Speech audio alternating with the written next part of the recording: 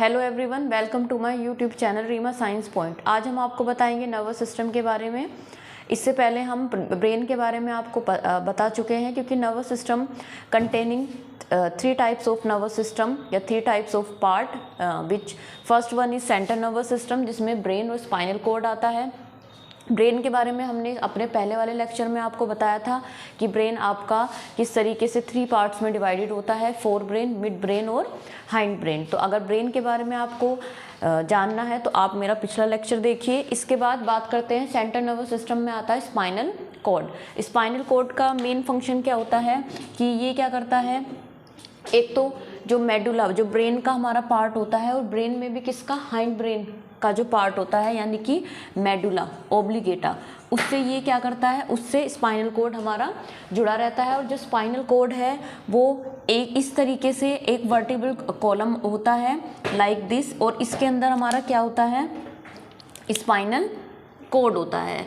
तो ये हमारा क्या होता है, वर्टिब्रल कॉलम, और ये हमारी क्या होती है, स्पाइनल कॉर्ड। तो इस तरीके से जो स्पाइनल कॉर्ड है वो हमारी क्या होती है, वर्टिब्रल कॉलम के अंदर एनक्लोज होती है।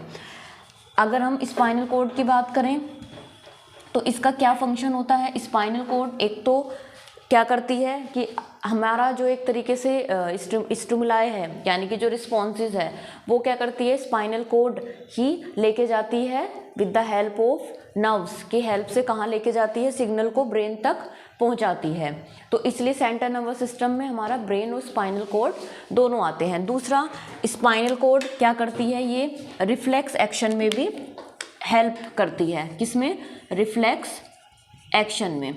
रिफ्लेक्स एक्शन हम आपको बताएंगे कि क्या होता है रिफ्लेक्स एक्शन, लेकिन अभी सिर्फ आप इतना समझिए कि रिफ्लेक्स एक्शन में क्या होता है, ये एक रैपिडली और स्पॉन्टेनियस रिएक्शन एक तरीके का एक्शन होता है जिसका जो मैसेज है वो स्पाइनल कॉर्ड लेके जाती है हमारा ब्रेन में। इसके बाद हम बात करते हैं पेरिफेरल नर्वस सिस्टम की। पेरिफेरल नर्वस सिस्टम में हमारी 2 टाइप्स की नर्व्स आती हैं, स्पाइनल नर्व्स आती हैं और क्रेनियल नर्व्स आती है। क्रेनियल नर्व्स वो होती हैं जो ब्रेन से निकलती है, क्रेनियल नर्व्स जो ब्रेन से निकलती हैं, और स्पाइनल नर्व जो स्पाइनल कॉर्ड से निकलती हैं।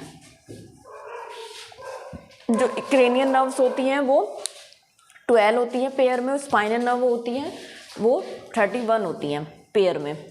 तो इसके बाद इनका क्या फंक्शन होता है, क्रेनियल और स्पाइनल नर्व्स का, ये भी क्या करती हैं कि ये आपका जो भी रिस्पॉन्स होता है या जो भी मैसेज होता है उसको by the help of spinal cord कहाँ लेके जाती हैं, आपका सेंट्रल नर्वस सिस्टम यानी कि ब्रेन में। अब ये नर्व्स आपकी सेंसरी भी हो सकती हैं, मोटर भी हो सकती हैं और मिक्स भी हो सकती हैं।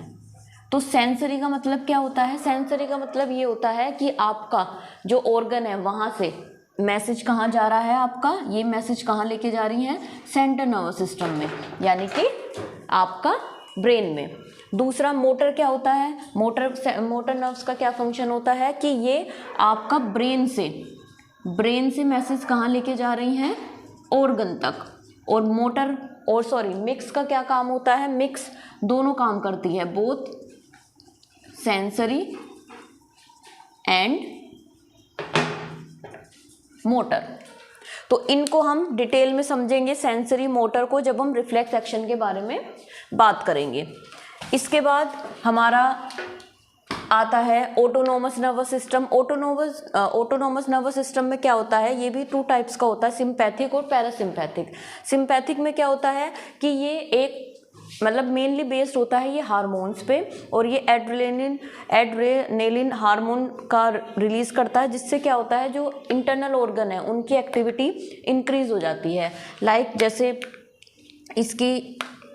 इस हार्मोन की जब ये रिलीज होता है तो क्या होगा, हमारा बीपी इंक्रीज हो जाता है, जो हमारा रेस्पिरेटरी रेट है वो क्या होगा, वो इंक्रीज हो जाएगा, हमारी जो हार्ट बीट है वो इंक्रीज हो जाएगी। और ये कब होता है, जब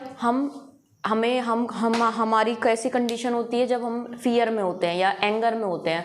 तो आपने देखा होगा, सपोज कीजिए आप रास्ते में जा रहे हैं और आपको कोई स्नेक दिख जाता है या कोई एनिमल दिख जाता है, तो आपका डर के कारण क्या होता है कि आप एकदम से आपकी जो हार्ट बीट है वो बढ़ जाती है, बीपी एकदम से इंक्रीज हो जाता है। क्यों? क्योंकि उस टाइम पे ये आपका जो सिंपैथिक जो नर्वस सिस्टम है ये एक्टिवेट हो जाता है और ये हार्मोन रिलीज करता है, जिसके कारण क्या होता है, जो एक्टिविटी है वो बहुत फास्ट हो जाती है।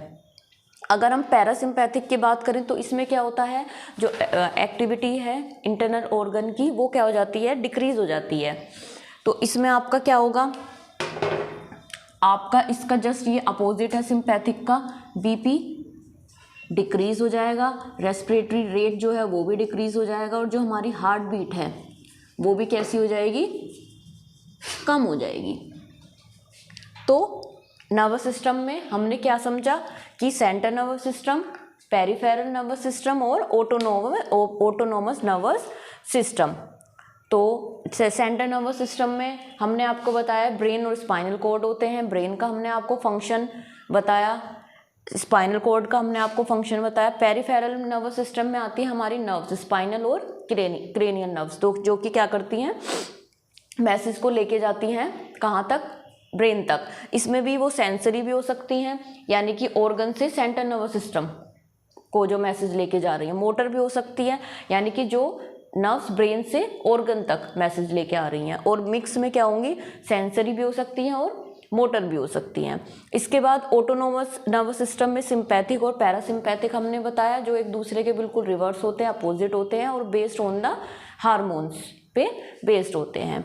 और कब होती है ये वाली कंडीशन, जब हम फियर, एंगर, इस तरीके की कंडीशन होती है, तो जब हमारा क्या होता है, ऑटोनोमस नर्वस सिस्टम क्या होता है, एक्टिवेट होता है।